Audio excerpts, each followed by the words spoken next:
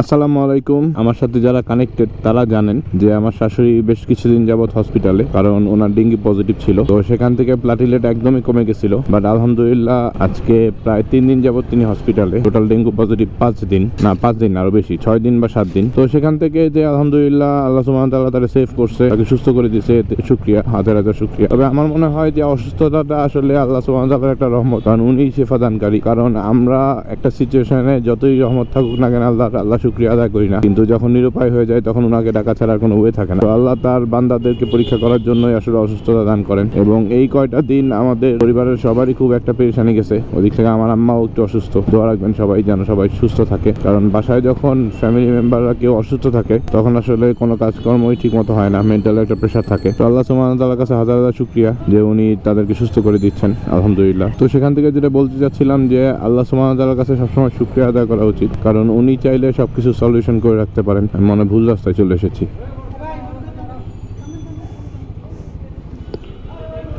তো যেটা বলছিলাম যে উনি চাইলে আমাদের সবাইকে সুস্থ রাখতে পারেন এবং উনি আমাদেরকে অসুস্থতা দান করেন, কারণ এই সময়টাতে আমরা সবচাইতে বেশি ওনারা ডাকি আমরা যখন বিপদে পড়ি, আর কোনো ওয়ে থাকে না। এখান থেকে আমি আজকে আমার মোটরব্লগ শুরু করতেছি। তো আজকে আমরা আমার শাশুড়িকে বাসায় নিয়ে যাব। আমি এখন বের হয়েছি কিছু টাকা উঠাইতে, আর গোপ্রোটা একটু বেশি প্রবলেম করতেছে, পেছনের রেয়ার ডিসপ্লেটা আসতেছে না। তো এটা কিভাবে ঠিক করবো বুঝতেছি না। মাঝখানে এমন হয়তো যে একবার আসতো একবার আসতো না, বাট রিসেন্টলি কিছুদিন যাবত একদমই ডিসপ্লেটা অন হচ্ছে না। তো এখন নতুন করে ক্যামেরা কেনা সম্ভব না, তো একদমই টাকা নাই, কিন্তু তারপরেও আসলে এই প্রবলেমটা যেহেতু হচ্ছে এটা নিয়ে একটা বিদিকে আছি। যায় না ভাই, রঙে যায় না, মানুষজন কবে বুঝবো। হ্যাঁ জ্যাম আছে, হ্যাঁ তারাও থাকতে পারে, কিন্তু এই তারার কারণে আপনি যদি রঙে যান আর এই রঙে যাওয়ার কারণে যদি অন্য একটা ভেহিকেলের সাথে লাগে আপনার একটা অ্যাক্সিডেন্ট হয়, তখন কাজটা তো হইবই না, উল্টা ক্ষতির সম্মুখীন হবেন এবং আপনার একটা ভুল সিদ্ধান্তের কারণে আরেকজন ক্ষতির সম্মুখীন হবে। তাই ছোট ছোট ভুলগুলো আমরা রাস্তায় করা থেকে বিরত থাকার হচ্ছে সবচেয়ে সেফ, নিজের জন্য সেফ, আশেপাশে যারা রাস্তায় চলাচল করতেছে তাদের জন্য সেফ।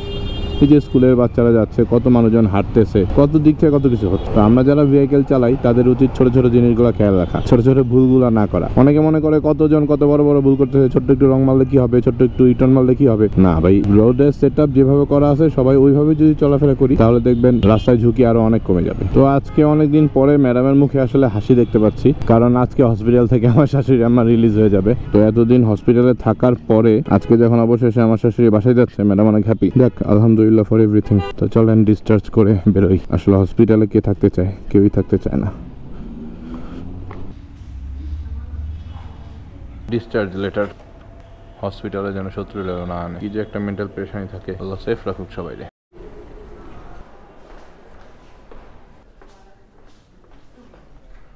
আসসালামু আলাইকুম। সব গুছিয়ে ফেলছো? সব রেডি? তো বিদায়, চলেন আমরা আগাই। আবার এখান থেকে বাসায় যে শাওয়ার নিবো, শাওয়ার নিয়ে দেন আবার অফিসের দিকে রওনা দিতে দেবো। অনেক কাজ আছে, অনেক।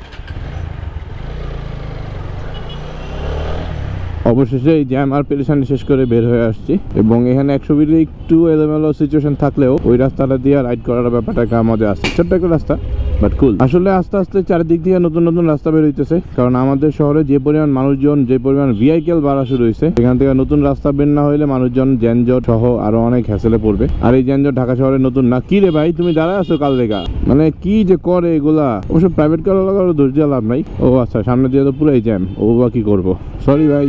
মানুষ যত বাড়বে, ভেহিকেল যত বাড়বে, আর ভেহিকেল যত বাড়তেছে, মানুষ যত বাড়তেছে, সেই পরিমাণ রাস্তা বাড়তেছে না, যার কারণে সেম রাস্তায় যখন বেশি ভেহিকেল যাইতেছে তখন যানজট লাগতেছে। আচ্ছা, এখানে আসছিলাম, এখানকার বাগান বিলাস গুলো না অনেক বেশি জোস। আমার বাসায় একটা বাগান বিলাস আছে, কিন্তু এটা কোনোভাবেই ফুল আসতেছে, হয়তো যত্ন খারাপ হইতেছে, বাট এগুলো একটু দেখতে চাই এগুলা কেমন প্রাইস। কাকা আসসালামু আলাইকুম।